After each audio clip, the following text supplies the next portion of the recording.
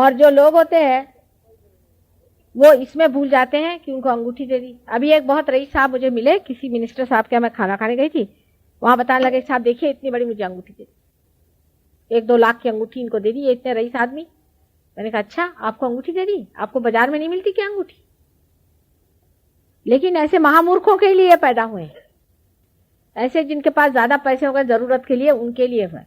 सहयोग में ऐसे रईस लोग कभी ही नहीं आएंगे, न तो ऐसे रईस आएंगे और न तो ऐसे सत्ताधारी आएंगे। वो रजनीश के यहाँ नंगे होके नाचेंगे, हमारे यहाँ के 2-4 मिनिस्टर महाराष्ट्र के नंगे होके नाचे रजनीश के, और उनके फोटो खींचे गए और वो फोटो बिक रहे हैं अमेरिका में बड़े बड़े दामों में। क्या कहने, उसमें उनको हर्ज नहीं। और वहां तांता लगा के बैठेंगे सारे मिनिस्टर लोग, दुष्टों के यहाँ, राक्षसों के यहाँ। वहां जाएंगे और उनसे कहेंगे कि बाबा जी हमें बता दीजिए, और उनसे जाकर क्या कहेंगे कि वो फलाना मिनिस्टर है, वो मेरी जगह आने वाला, उसका कुछ कर्दन करो। ये क्या परमात्मा का काम है? फिर उनके छुटभैये भी बहुत सारे घुमा करते हैं। जैसे वो आप जाइए तो आपको, एक हमारे नागपुर में है साहब, तो वो आपको घोड़े का नंबर बता देंगे। आप बताओ भगवान को क्या पढ़िए, आपको कौन सा घोड़े का नंबर बताना है? अरे सोचो। और उनके यहाँ तांता लगा रहता है।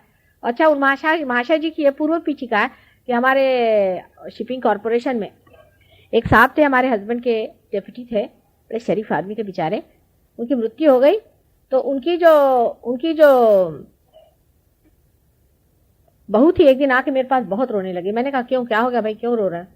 तो कहने लगे माता जी क्या करें, मेरे जो पति हैं वो सब हमारा घरदार बेच दिया, सब कुछ बेच दिया, और सब बेच करके और वो कहीं चले गए। तो हमारे समझ नहीं आता आप क्या करें। तो मैंने कहा बड़े दुष्ट हैं, कहाँ चले गए पता नहीं। उसके बाद उनकी माँ आई मेरे पास रोने लगी कि इसका पता लगा। मैंने कहा जिंदा है ये तो पता है, लेकिन पता नहीं कहाँ है। उसके साल भर बाद आई, मुझे बताने लगे कि मिल गए। मैंने कहा कहाँ? कल नागपुर में वो है, उनका नाम गुलाब बाबा, और वो यही महाशय। मैं जब नागपुर गई तो मैंने खबर भेजी गुलाब बाबा से कहना कि मैं आ रही हूँ।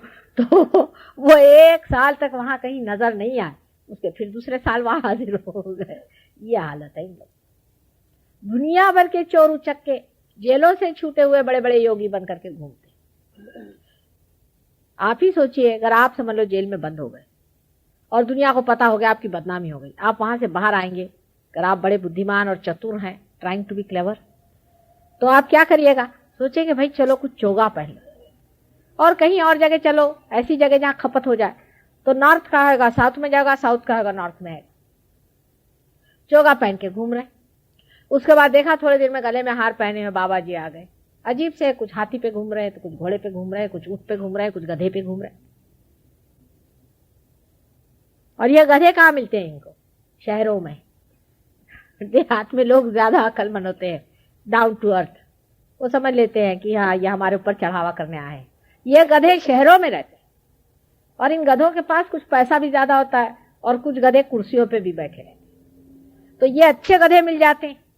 इन गधों को बेवकूफ बनाना भी बड़ा आसान है। वो सोचते हैं, इनको ये समझ में नहीं आता है कि ये हमारे पास जो 2 मिनट की कुर्सी आई है और 4 मिनट का पैसा आया है, उसके ऊपर नजर रखने वाले आए। और फिर अगर उनसे कहिए कि भाई देखो बेटा ऐसा है कि तुमको देखो स्मगलिंग छोड़ना पड़ेगा, अगर तुम्हें सहयोग में आना ये चलेगा नहीं, बेटा तुमको तंबाकू छोड़नी पड़ेगी, बेटा तुमको शराब छोड़नी पड़ेगी, देखो तुमको ये गंदी चीजें सब छोड़नी पड़ेगी। माता जी बहुत ही खराब है। क्यों? क्योंकि हमसे वो नहीं कहती कि जाओ गुत्ते में बैठो, स्मगलिंग करो, बदमाशियां करो, जब जेल में जाओ तो मैं तुमको टाटा करने आऊं। ऐसे ऐसे गुरु संसार में आए। एक गुरु साहब और बसते हैं, वो सबको नाम देते हैं, और ऐसा उन पे लोगों पे पगड़ा डाला रखा है। निर्बुद्ध लोग भी होते हैं, कुछ कुछ पैसे वाले निर्बुद्ध होते और कुर्सी वाले बेवकूफ होते, तो उनको भी पकड़ लिया, इनको भी पकड़ लिया। और पैसे वालों से कहा कि भाई देखो तुम लंगर लगाओ, सेवा होनी चाहिए गुरु जी की। अब इतने बड़े बड़े बक्से लगते हैं, वहां सेवा होती है, और लोग ये समझने लगते हैं कि वाह भाई वाह, गुरु जी ने तो कभी एक पैसा भी नहीं लगाया, अपना ही रुपया खर्चा कर रहे हैं, और ये सेवा, अरे ये तो सेवा लंगर लग रहा है। ऐसे भी गुरु होते हैं जो लंगर लगाते हैं। समझ लीजिए हम बैठे हैं बीच में, हम लंगर लगाएं, जितना ब्लैक मार्केट का पैसा है, ऐसे है वो मुक्तानंद जी, यही नमूना है। वो उन्होंने ब्लैक मार्केट का बंबई का पैसा जाता है मुक्तानंद के पास, वहां सारे हिप्पी आते हैं, उनको गांजा वांजा सप्लाई होता है, वहां पर आराम से गांजा पीते। गांजा पीना अलाउड है उनके आश्रम में, क्योंकि उनकी संस्कृति है। भाई बहन साथ सोए कोई हर्जा नहीं, अलाउड, उनकी संस्कृति, हम क्या करें, हम तो उनकी संस्कृति को डिस्टर्ब नहीं कर सकते। अच्छा, तो आप किस चीज को डिस्टर्ब करिएगा। तो अब ये लोग हैं, ये कहते हैं कि हाँ भाई तुम्हारे यहाँ बड़े साधु संत आते हैं, सब गोरे चमड़े वाले साधु संत, तो हम उसकी सेवा में लगते हैं, तो ब्लैक का पैसा वहां जा रहा है। ये उनको खाना लंगर लगाए हुए हैं, और ये बीच में बाबा जी जो है उनके पैर में जाते हैं, तो एक भूत डाला उसके अंदर, दूसरा भूत डाला उसके अंदर, और इनका गांजा खूब बिकता है। अच्छा हिसाब किताब बना, आप जाके देखिए, यही चीज है कि नहीं। ये आनंद मार्ग के बारे में 1970 में मैंने कहा था, मैं आपसे बताती हूँ।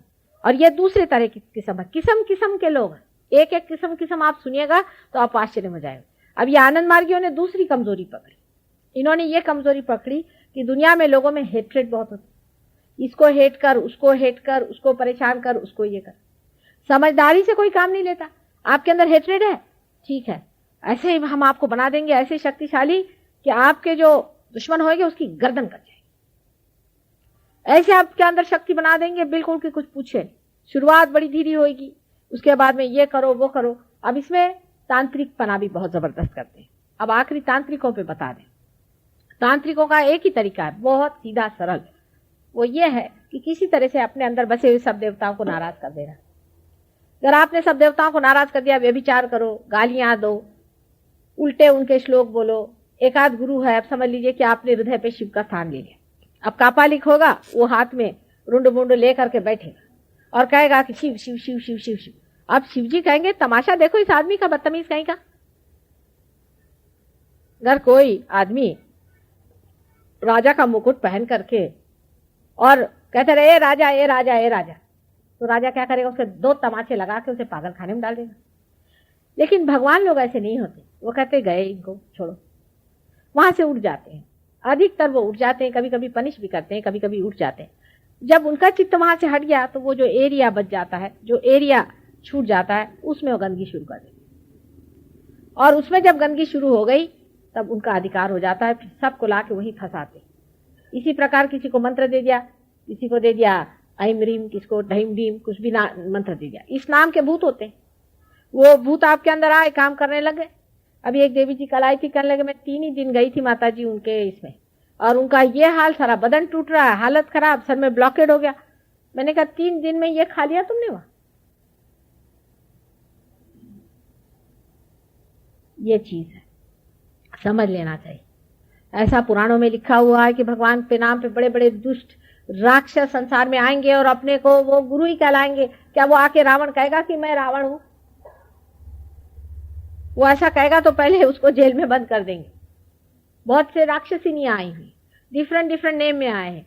हिटलर ने जन्म लिया है, इसने जन्म लिया है, उसने जन्म लिया है। हिटलर भी एक बड़ा भारी राक्षस, उसने फिर से इस देश में जन्म लिया था, आजकल जेल में। इनको सिद्धियां भी है। सिद्धियां माने ये कि ये जानते हैं किस तरह से चौपटाना चाहिए, किस तरह से भूत भरना चाहिए, किस तरह से भूत विद्या करनी चाहिए। ये सारी ही भूत विद्या है, एक ही परमात्मा की चीज है कि आपकी शक्ति जागृत होनी चाहिए। और जब मैं कहती हूं कि अपनी शक्ति जागृत कर, तो हो ही नहीं सकता, हमें तो विश्वास ही नहीं है, ठीक है, फिर ऐसे अक्लमंदों के लिए भी आए हुए। तो एक तरह से मैं हमेशा कहती रहती हूँ हमारे शिष्यों से भी यहाँ पर कि बेटे मेरा स्थान देहातों में, मेरा स्थान इन शहरियों में नहीं है। तुम लोग अब कहते तो दिल्ली में आ गए, अगले बार कह ले 1 महीना आ जाओ, चलो 1 महीना रगड़ लगा लेंगे। लेकिन कितना भी रगड़ लगाओ तो भी यहाँ के जो बहुत बड़े अक्लमंद लोग हैं उनकी खोपड़ी में कितना घुसेगा, ये तो मैं नहीं कह सकती। अब माँ तुम्हारी कृपा हो जाए, अरे भाई मेरी तो कृपा हो ही रही है सारे संसार पे, पर एक देहात में अगर 1000 आदमी है तो उसमें 700 आदमी पार हो जाते हैं, और एक दिल्ली में अगर इतने हजारों हैं उसमें से आएंगे 20-25 और उसमें से 10 पार होंगे और 2 उसमें से गल जाएंगे, 1 उसमें से भाग जाएगा। तब माँ ये सोचती कि सभी व्यर्थ हुआ। तो आप लोगों से यही मेरी विनती है कि कम से कम जो पाया है इसको खोना नहीं है, और इसको बैठाना है, रजाना है, अंदर में उसका अनुभव लेना है। सच्चित आनंद स्थिति क्या है उसको पाना है।